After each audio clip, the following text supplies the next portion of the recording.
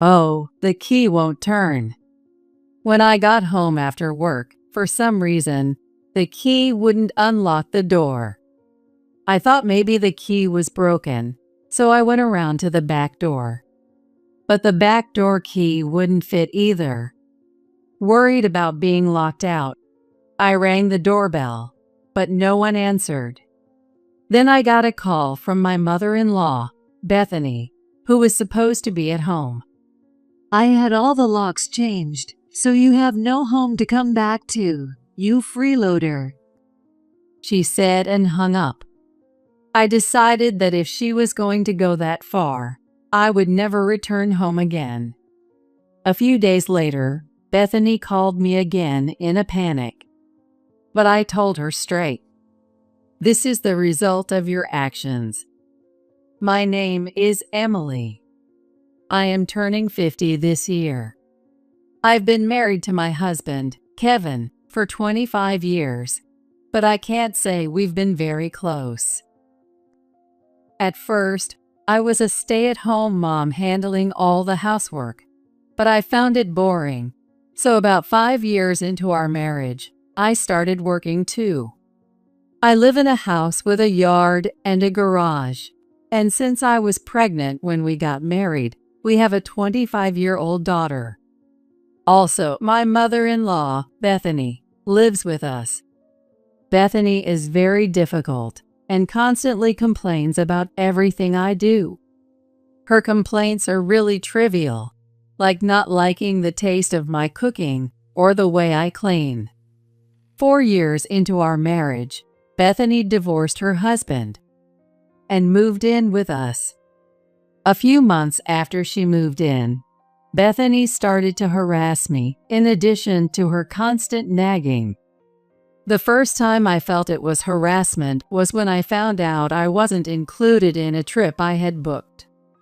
When my daughter was in middle school, we decided to go on a family trip. Since we had already picked the location, I took charge of the reservations. However, Bethany had told me she had other plans and said, "Sorry, but you three go ahead this time." So I booked for 3 people. But on the day of the trip, Bethany said something shocking. "Oh, did I say I had plans? I don't remember that."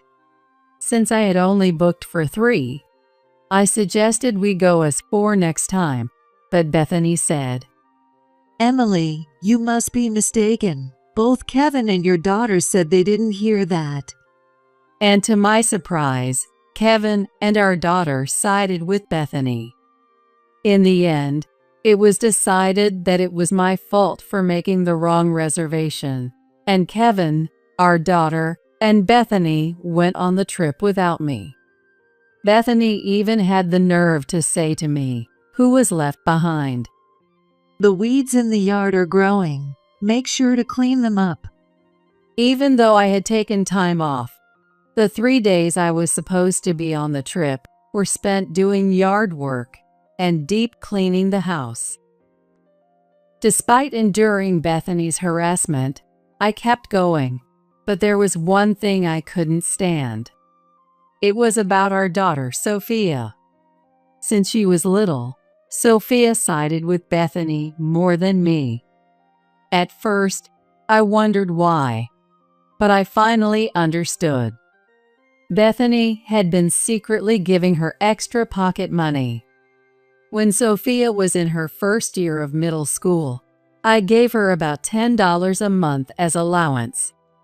I also gave her extra money for holidays and special occasions, which I thought was enough for a middle schooler. But as a growing girl, she wanted to go out and buy cosmetics and other things. She turned to Bethany for extra money.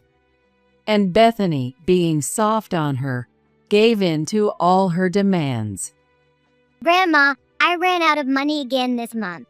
If I tell Mom, she'll get mad. Can you help?" "Oh dear, you're a growing girl. You must have lots of things you want. Is $50 enough?" "Yes. With that, I can hang out with my friends. Thanks." I overheard this conversation by chance, and it seems the amount of money Bethany gave increased over the years. By the time our daughter was in high school, she was getting $100 a month.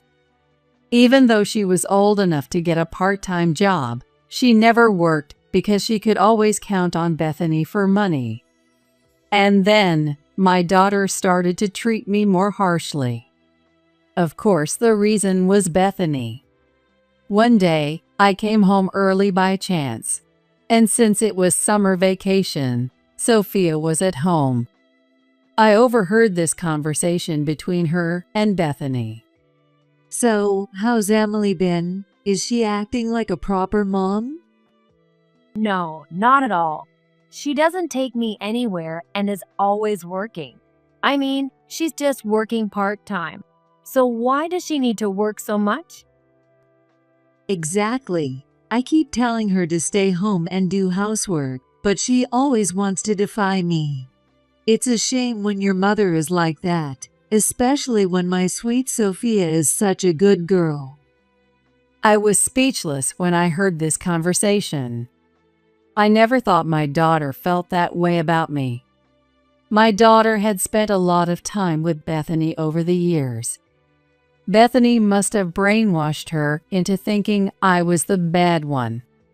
I had been enduring Bethany's harassment, but knowing my daughter was completely on Bethany's side broke my spirit.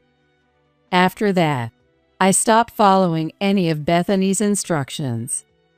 I refused sudden errands and stopped making time for housework that I was forced into. Bethany started making snide remarks, but eventually began ignoring me. She would talk normally with my daughter and husband, but not with me. Seeing Bethany act that way, my daughter began to treat me the same. My husband would talk to me, but it felt distant. This situation continued for nearly 5 years. Typically speaking, divorce wouldn't be surprising. My daughter ignored me, and my husband said nothing. When I talked to my friends, they said, "This is really bad." I knew I had to change this situation, but then something unbelievable happened. One day, after work, I tried to unlock the front door as usual. Oh, the key won't turn. For some reason, the key wouldn't go all the way in. Confused, I tried the back door, but the key wouldn't fit there either. Needing to get inside to continue working, I rang the doorbell, but no one answered. Bethany and Sophia should have been home. After a while, I got a call on my cell from the home phone. It was Bethany. I'm busy, so stop ringing the doorbell. When I asked her to let me in, she said something shocking. She had replaced all the locks. "Why did you do that? Please open the door. I can't get in," she responded. No, you don't live here anymore. You don't talk to anyone, and you're just like air, so it doesn't matter, right? My son and granddaughter will be home soon, so could you disappear before they get here? You're an eyesore. We're happy without you. She hung up before I could reply. Feeling hopeless, I decided to go back to my parents' house. Fortunately, I had everything I needed for work in my bag, and I had my valuables with me. All I had at home were clothes and accessories, so not being able to get in wasn't a huge problem. However, I did need to find a place to stay for the night. I considered a business hotel, but my parents' house was within walking distance of my office. Their house is about a 30-minute drive from mine, so I headed there by car. I hadn't visited much lately due to my busy schedule, so my parents were both surprised when I said I was coming over suddenly. But they seemed happy to hear I was coming. Welcome home. It's been a while. How have you been? Really? How long has it been? You always say you're busy with work and never come home. It's good to see you. Despite my unexpected arrival, my parents were very kind and welcoming. They must have known something was wrong, but didn't push me, and instead were gentle and talked to me. My mom made my favorite hamburgers, and my dad bought my favorite red wine. Touched by their kindness and a bit tipsy from the wine, I started crying during dinner. Hey, what's wrong? Don't cry. We knew something happened, but you don't have to talk about it if you don't want to. You always try to handle everything on your own. Sometimes it's easier to let it out if you're struggling. Moved by their kind words, I ended up telling them everything that had happened. I also asked for their advice on what to do next. They listened silently, but as the story went on, their expressions grew darker. My dad clenched his fists so hard they turned red from anger. When I finished, they said, This is ridiculous. How could they treat our only daughter like this? Kevin's just as bad. Not doing anything while his wife suffers. What a heartless man. You've endured so much. You don't have to put up with it anymore. If you keep holding it in, you'll reach your limit. Anyone can see you're almost at your breaking point. If it's too much, you can come back here. Isn't your office nearby? You can get your stuff from the house later. For now, stay here. So, I ended up moving back to my parents' house. Around 10 p.m., my husband called, probably realizing I wasn't home. I thought ignoring the call wouldn't help, so I answered. You're not home. What's going on? You always come back right after work. And why is dinner just grocery store deli items? Did something happen at work? He usually never cared about me, but he contacted me now. Not wanting to drag out the conversation, I told him Bethany had changed the locks and told me not to come back. He immediately sounded panicked. Is that true? You're not lying, right? Wait a second. I'll check with Mom. He put down the receiver and probably went to call Bethany. I could hear my husband and Bethany talking in the distance. Mom, did you tell Emily to leave? And you changed the locks? So what? She's useless whether she's here or not. She's probably at her parents' house. We can send her stuff later. You should just divorce her. I'll take care of Sophia. Are you crazy? Do you realize what you've done? I heard my husband shout suddenly. I'd never heard him yell before, and Bethany probably hadn't either. Why are you so mad? You don't even get along with her. Isn't it better if she leaves? She kept bad-mouthing me, even while panicking, thinking it was pointless to say anything. My husband came back on the line and said, I'm sorry. Can you come back home so we can talk this through? But I had no intention of ever returning to that house. I told him the same and hung up. A few days later, a call came to my parents' house. It was from our home number, so I answered, and it was Bethany. Oh, Emily, I'm sorry about the other day. You know, there have been a lot of burglaries lately, right? And I lost my house key. So, I was scared a burglar might find it and get into the house. That's why I had the locks changed immediately. I apologize for not telling you, but please come back soon. Bethany rattled off her excuses the moment I answered. However, I knew her real intention.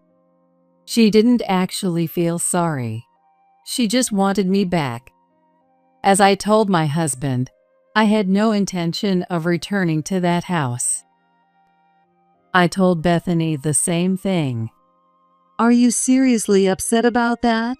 You're a grown-up. Get over it. Just because you have a bit of money, you think you're better than us? My son works much harder and earns more than you. The reason Bethany said that was because I had been the main breadwinner.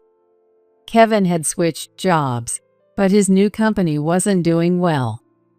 No bonuses and a low base salary.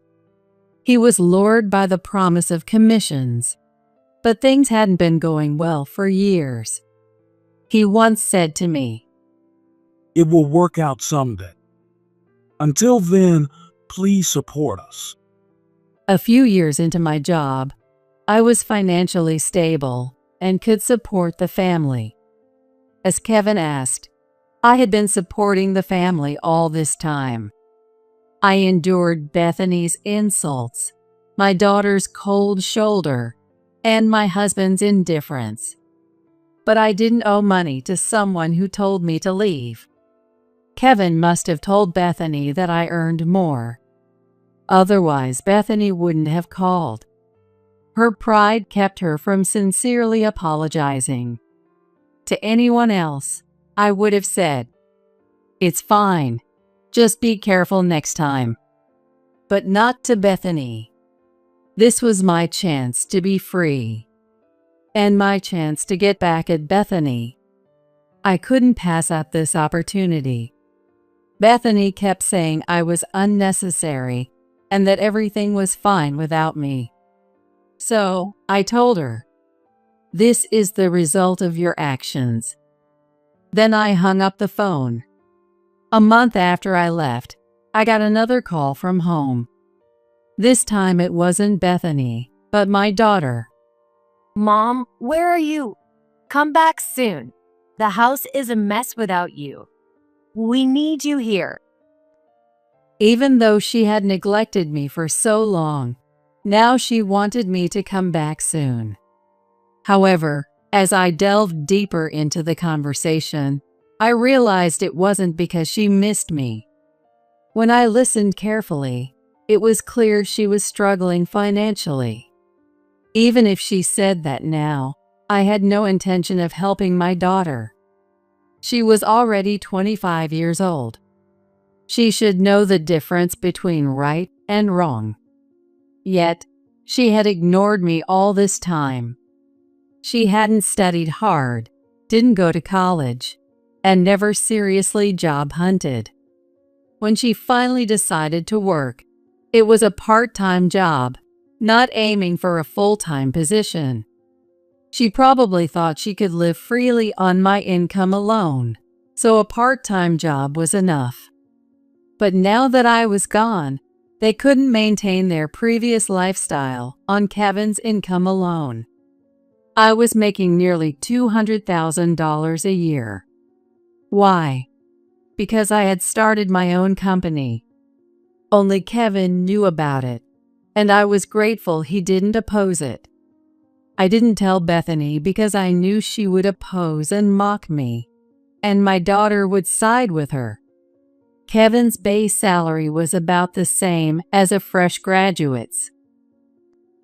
He earned commissions if he could sell products. Kevin wasn't very good at his job, but loved chasing dreams.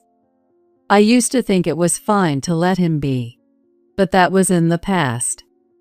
I no longer felt the need to support that family. But my revenge didn't end there. The house we lived in was built by me. The mortgage was paid off, and I could sell it any time. I was already preparing to sell and had a potential buyer. I thought it would be harsh to suddenly kick them out, so I informed my daughter, "I'm planning to sell the house, so you need to move out soon. I won't be giving you any financial support. Also, I'm planning to divorce your father. I have proof of all the harassment and his failure to help me. I've already sent the divorce papers, so make sure he signs them soon." You're selling the house? Where am I supposed to live then? We're already struggling to afford food. That's not my problem. You're an adult now. Figure it out yourself." My daughter seemed to want to say more, but I didn't want to get involved further, so I hung up. I wasn't abandoning my responsibilities as a mother, but given her past behavior, I felt no emotion. Knowing them, I thought they might refuse to leave, but they seemed to care about appearances, and moved out before the house was sold. I was worried Kevin wouldn't sign the divorce papers I sent by mail, but he did so without any fuss. Bethany probably urged him to divorce me. I didn't understand why Bethany hated me so much, but she always said things like, "We're fine without her. She's just a burden. Sophia doesn't see her as a mother, and you have no reason to stay married. You do better without her." Kevin knew I was the one supporting the household, so he managed to dodge those comments. But Bethany was probably displeased with that too. Kevin wasn't good at expressing his opinions, especially to Bethany, and he usually obeyed whatever she said. So he probably filled out the divorce papers reluctantly because Bethany told him to. For me, that was a huge relief. If he hadn't signed the papers, it could have gone to family court. To avoid that, I gave him half the money from selling the house. But I'm sure he hasn't told Bethany or our daughter because it would disappear immediately. The three of them have moved to Bethany's family home, which is far away and currently owned by other relatives. Bethany's relatives are known for their strong personalities and the belief that the head of the household is the most important. The three of them living there are likely feeling quite uncomfortable. I met these relatives once at a funeral, and they seemed stern and unapproachable. Although they aren't really like that once you get to know them, they come across as strict with people who are unreliable. Bethany's actions had spread among the relatives, and they had this to say. "You all are so ungrateful, repaying kindness with betrayal. Emily probably wants nothing to do with you anymore, so we won't ask you to do anything for her. Just try to become decent human beings." I thought it would have been better if this had happened sooner, but they probably wouldn't have listened to me anyway. By the way, I was the one who reported the lock-changing incident to Bethany's relatives. At the funeral, I exchanged contact information with them and sent them a recording of my conversation with Bethany. They were furious and scolded Bethany. "We always knew she was selfish, but we never thought she'd become a mother-in-law who bullies her daughter-in-law. And what about Kevin? How could he not protect his wife? We always knew he was indecisive, but this is unforgivable." The relatives were the ones who updated me on their situation. The three of them are now living with Bethany's relatives and are helping around the house. The relatives are farmers, and my daughter helps out all day. Bethany, considering her age, doesn't work in the fields, but does cooking and cleaning. Kevin found a job nearby, but sometimes works until midnight. When he comes home, everyone is asleep, and if he makes too much noise, he gets scolded. So he eats dinner with only a small light on and leaves for work before anyone else wakes up. All three of them are exhausted. As for me, I'm still living with my parents. The only significant change is that my company has grown. In return for living at my parents' house, I decided to build a new home for them. They said it wasn't necessary, but their current home has become inconvenient for their age. So, I'm planning to build a barrier-free house for them. At first, they were hesitant, but after seeing the plans, they became enthusiastic. This kitchen looks easy to use. We can put the fridge here and the microwave there. Is it really okay to have such a big house? You're even making me a study. I'm very grateful. Of course. I'm grateful to be born into this family. I haven't done much for you, so let me do this. My parents teared up when I said this. Now in my 50s, I don't have any plans to remarry. If I'm to have a new family, I want to cherish the people around me now. Throughout this ordeal, my friends have also given me courage and support. Though it might take time, I plan to repay their kindness as well.